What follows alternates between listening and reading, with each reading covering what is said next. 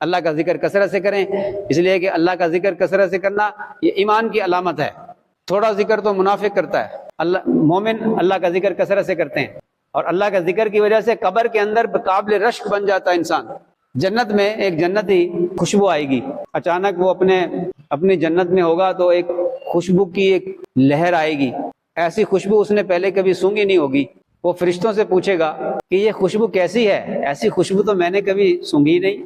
فرشتے کہیں گے کہ تجھ سے اعلیٰ درجے کے جنتی نے کروٹ بدلی ہے، وہ لیٹا ہوا ہے اپنے بیڈ پہ آرام کر رہا ہے، اس نے کروٹ بدلی ہے تو ہوا اس سے لگ کر تیری جنت میں آئی ہے، یہ اس کی خوشبو ہے۔ تو وہ پوچھے گا کہ اس کا ایسا کون سا عمل ہے جس کی وجہ سے اس کو یہ درجہ ملا؟